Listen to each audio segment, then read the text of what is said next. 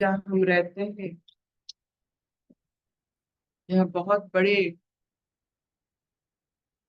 उत्सव होता है, क्योंकि उड़ीसा मतलब हम जहाँ रहते हैं वो समंदर के निकट होता है। तो हमारे जो यहाँ के बिजनेसमैन जो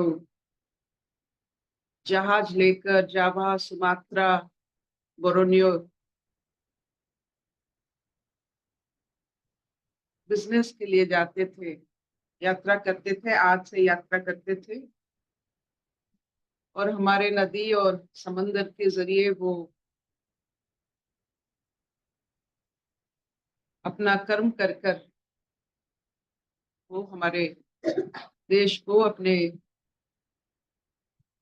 राज्य को उर्वर करते थे।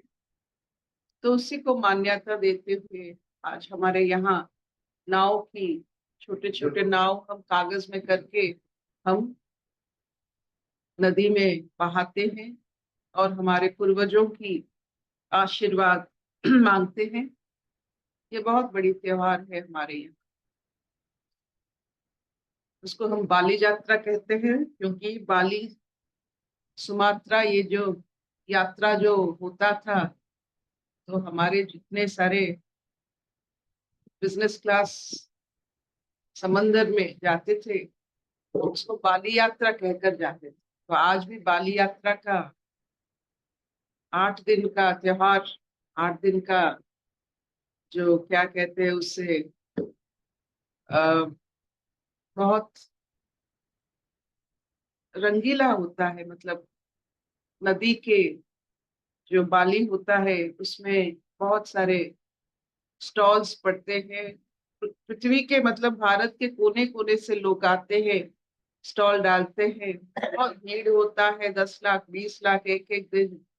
तो देखने वाली एक ये होता है, 8 दिन तक चलता। तो वैशाली जी हरियम पढ़ते अर्पिता, हैं। हरियम आंटी, हरियम सभी योगियों को। हम लोग गीता का 7वां अध्याय पढ़ रहे हैं, ज्ञान विज्ञान योग। इसमें हम आज श्लोक नंबर 18 पढ़ेंगे, 18 नंबर श्लोक। इसमें भगवान बोल रहे हैं, श्री भगवान उवाच उदारः सर्व एवैते ज्ञानी त्वात्मैव मे मतम् आस्थितः सह युक्तात्मा मामेवानुत्तमागतिम्। उदारः सर्व एवैते ज्ञानी त्वात्मैव मे मतम् आस्थितः सह युक्तात्मा मामेवानुत्तमागतिम्। ये सभी उदार है, परंतु ज्ञानी तो साक्षात मेरा स्वरूप ही है, ऐसा मेरा मत है। क्योंकि वह मतगत मन बुद्धि वाला ज्ञानी भक्त अति उत्तम गति स्वरूप मुझ में ही अच्छी प्रकार स्थित है। हरिओम।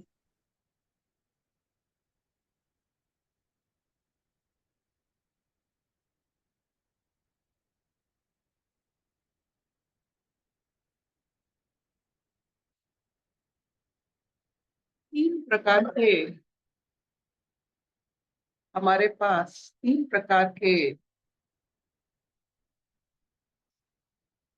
शब्द आते हैं।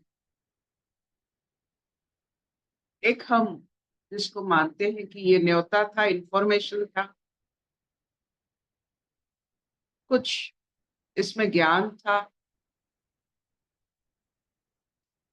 कुछ शब्दों को हम चेतना मानते हैं। कोई शब्द हमें इन्फॉर्म करते हैं, कोई शब्द हमें ज्ञान देते हैं, और कोई शब्द हमें चेतना से मुलाकात करवाते हैं।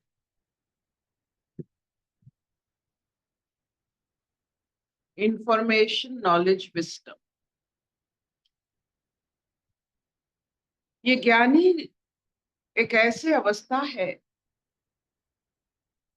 वो अपने चेतना के साथ ज्यादातर जुड़े रहते हैं।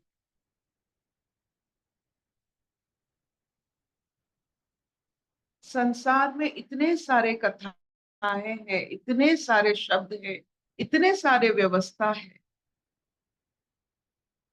ज्ञानी जन इतने सारे जो भरा पड़ा है उससे मोती वो चुन लेते हैं।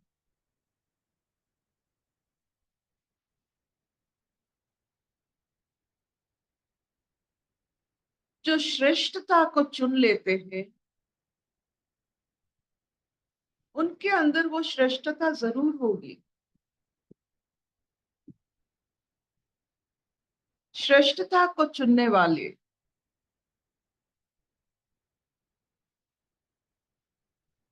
जान लेते हैं सबसे श्रेष्ठ, इतने सारे शब्द हो, वस्तु हो, या जितने सारे आप देखते हो आपके जीवन में, उसमें सबसे श्रेष्ठ होता है वो तत्व जो तत्व में आप शून्य बन जाते। आप शरीर धारण करते हुए भी शरीर रूपी पिंजरा से उस तत्व के कारण मुक्त हो जाते। शरीर मानो आपका छाया जैसा हो जाता है, कोई वजूद नहीं रहता। ये आप ही ने बनाया है। जिन्होंने ऐसे अवस्था को गए हैं आपके द्वारा, आप गए हैं, आपकी ज्ञान के द्वारा, आपकी वैराग्य के द्वारा आप यहां तक पहुंचे हैं। जैसे अग्नि में घृत डालने से घृत अग्नि बन जाता है। अग्नि एक तत्व है, घृत एक वस्तु है। वो अग्नि में जब पड़ता है तो घृत अग्नि बन जाता है। फर्क नहीं रहता है अग्नि कौन सा था, घृत कौन सा था, घी कौन सा था। और वो घी अग्नि को प्रज्वलित करता है, उसकी आकार, उसकी जो वैभव है, उसकी जो निर्दिष्टता है उसको और प्रज्वलित करता है। तो ऐसे चेतनापूर्ण ज्ञानी व्यक्ति जब ईश्वर को धारण करते हैं, ईश्वर में लिप्त हो जाते हैं और ईश्वर की महिमा करते हैं, वो वैसे ही होते हैं। तो ये शब्दों से हम नहीं कह सकते हैं, लेकिन अनुभव कर सकते हैं। जब घृत और अग्नि एक हो जाते हैं तो कैसा लगता है। वैसे जीव और जीवात्मा, जीवात्मा और परमात्मा जब एक हो जाते हैं तो कैसा लगता होगा दोनों को। परमात्मा को कैसा लगता होगा, अग्नि को कैसा लगता होगा जब घृत उसमें डाला जाता है।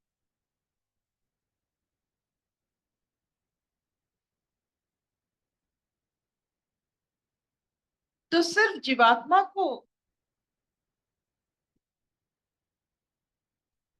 अनुभव नहीं होता है, परमात्मा भी अनुभव करके अनुरागी बनते हैं भक्तों का। उनका प्रेम छलकता है ऐसे श्रेष्ठता को देखकर। उनकी जो इतने सारे एट्रीब्यूट्स होते हैं ईश्वर की, ये सब दिखता है जब ऐसे श्रेष्ठ जीवात्मा अपने आप को तैयार करता है ईश्वर तत्व में लीन होने के लिए।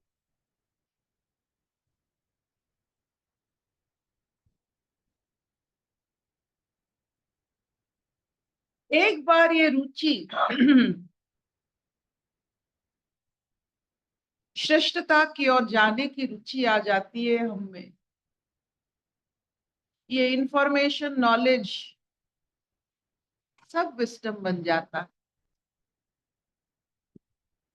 एक बार मोती बनने की प्रक्रिया शुरू हो जाता है, मोती बन के रहता है, कोई इससे बंद नहीं कर सकता। जब ईश्वर तत्व की गांठ पड़ जाए और आप उसके चारों तरफ घूमने लगो, मोती बनने लगो, तो आप ईश्वर की परिभाषा हो जाते हैं। आपके माध्यम से ईश्वर दिखाई देते हैं, सुनाई देते हैं, हम स्पर्श कर सकते हैं ईश्वर की आपकी माध्यम से, आपकी बातों से, आपकी जीवन की शैली से, आपकी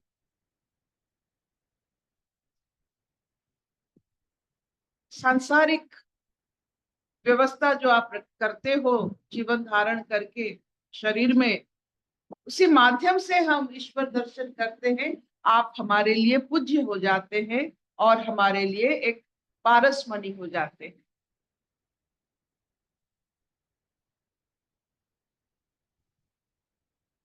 तो अगर ये चाहिए, ऐसी श्रेष्ठता अगर चाहिए, तो शुरुआत तो कहीं ना कहीं से करनी पड़ती है।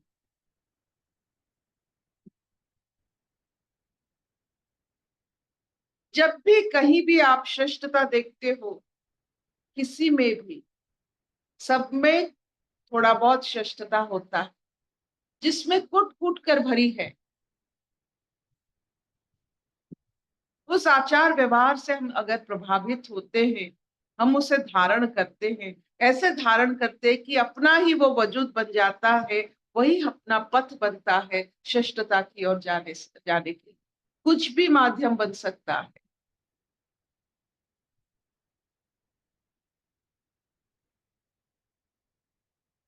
ऐसा ये नहीं कि आप बहुत बड़े पद पर हो संसार में ताकि आप श्रेष्ठ हो, ये नहीं है।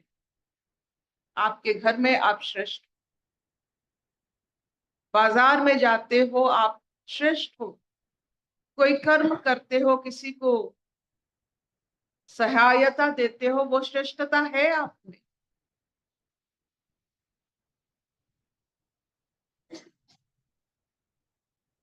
ऐसे करते करते करते करते जब हम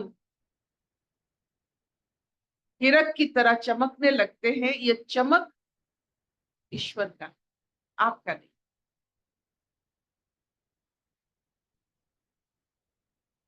आपके जीवन में जितने सारे आपके कारण अच्छाई हुई है, ये सब ईश्वर का आपके माध्यम से संसार को एक अवतार के रूप में दूसरे देखते हैं। अच्छाई ईश्वर का अवतार है। आप नहीं हो, आपकी अच्छाई। जैसे आपकी छाया है, वैसे आपकी अच्छाई है। छाया में आलोक के कारण वो छाया दिखता है और ईश्वर के कारण अच्छाई दिखता है। तो आप कहाँ रहे? ना छाया आपकी वजह से, ना अच्छाई आपकी वजह से। ये सिर्फ परिप्रकाशित अवस्था होता है आलोक और ईश्वर।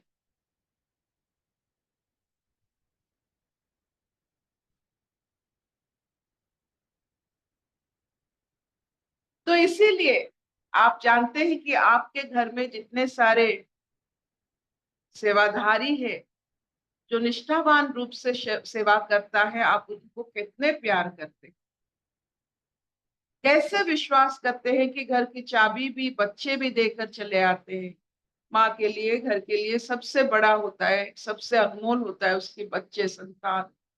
इतने छोटे छोटे संतान को हम सेवाधारी के गोद में छोड़कर चले आते हैं,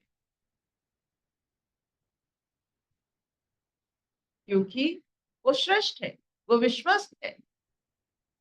तो ऐसे ही ईश्वर, जब हम अपने कर्म बड़े आदर्श से, बड़े शिष्टाचार से जब करते हैं, हम पर उनका भी विश्वास बढ़ता है। इसलिए हमें काम देते हैं संसार में, एक परिवार संभालो, 10 जन को खाना खिलाओ, किसी के बीमारी होने पर जाकर उसके पास बैठो, ये सब कर्म मिलता है, ईश्वर देते हैं हमें।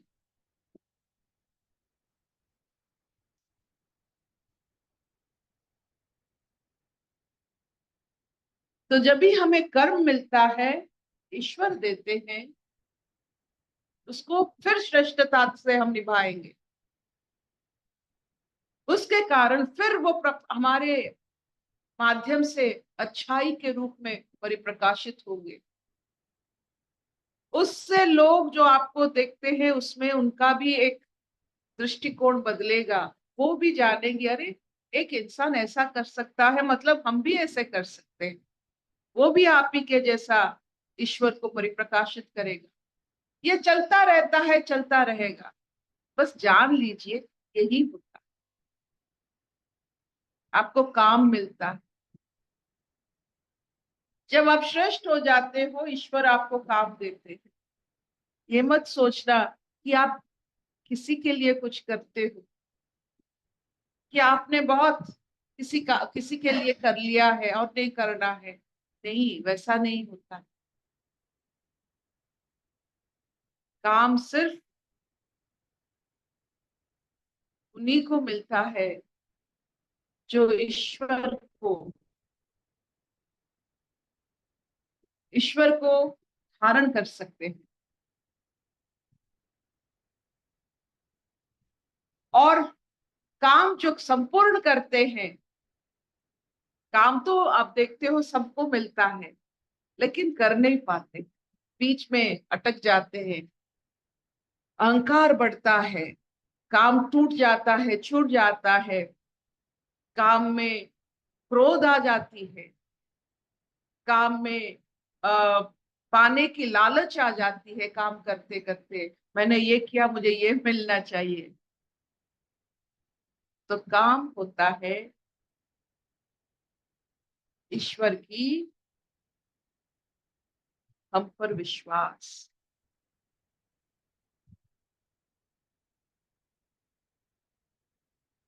तो अगर आपको काम मिल रहा है, जान लीजिएगा कि आप ईश्वर की विश्वस्त हो।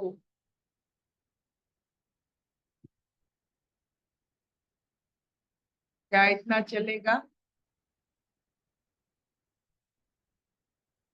हाँ अर्पिता, हाँ अर्पिता।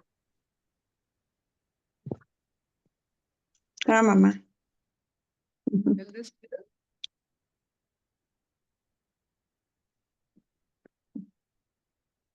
अशतो मा सत्कमय, तमसो मा ज्योतिर्गमय, मृत्युर्मा अमृतंगमय।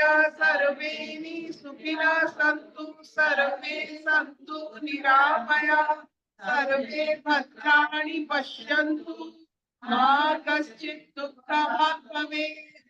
ओम शांति शांति शांति। कोई प्रश्न है? कोई उदाहरण है? उदाहरण शब्द बहुत मनमोहक होता है, क्योंकि उसमें हमारा उद्धार होता है। उदाहरण से उद्धार, बाय एग्जाम्पल हमारा उद्धार होता है। तो ऐसे चलेंगे इस संसार में कि हर वक्त एक उदाहरण बन सके, जिसमें हम उद्धार भी होते हैं, धारण भी करते हैं। इतने सुंदर मनमोहक ये शब्द होता है, इसमें कितना चेतना भरी पड़ी है। हम ऐसे ही कह देते हैं उदाहरण। आप देखिए, आप धारण करते हो, इसीलिए उद्धार होते हैं।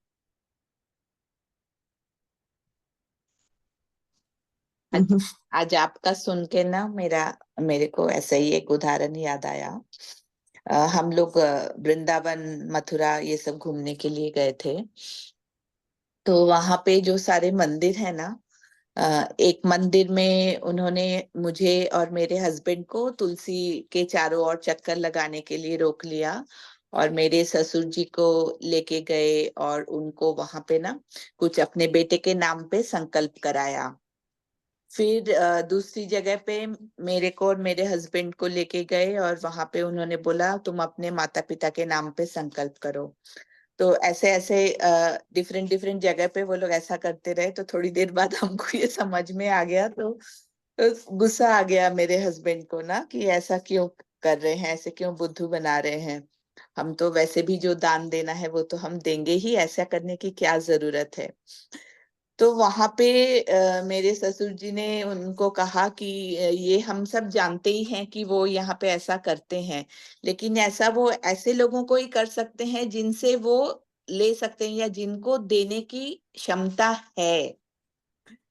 तो यहाँ पे ये ना अ, आपका आज सुन के कि कौन कार्य कर सकता है, ईश्वर किसके द्वारा कार्य करवाते हैं, तो ये भाव जो हमारे अंदर रहता है, हम ज्यादा बुद्धिजीवी लोग ये भाव नहीं रख पाते थे।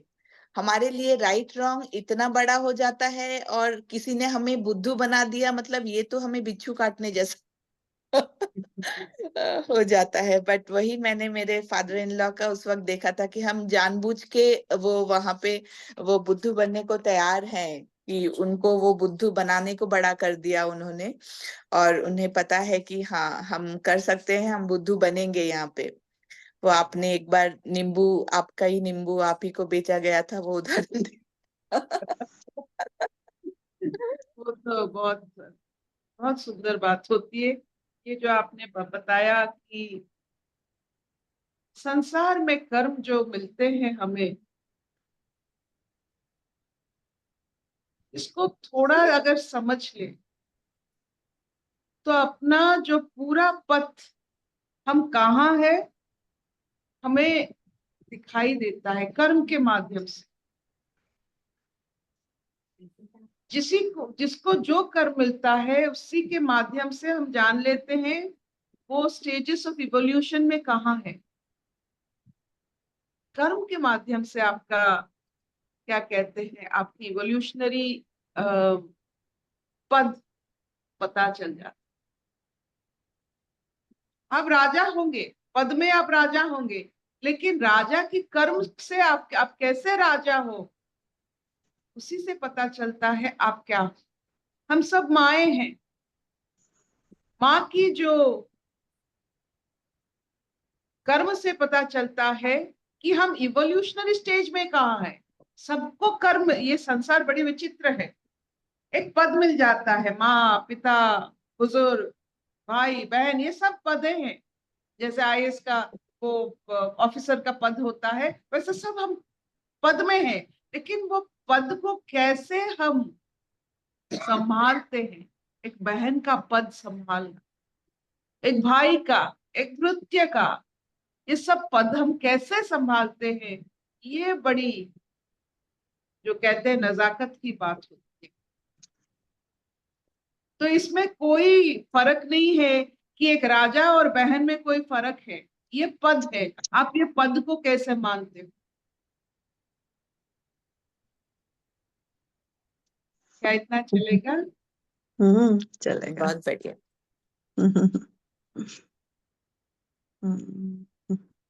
Thank you ma'am.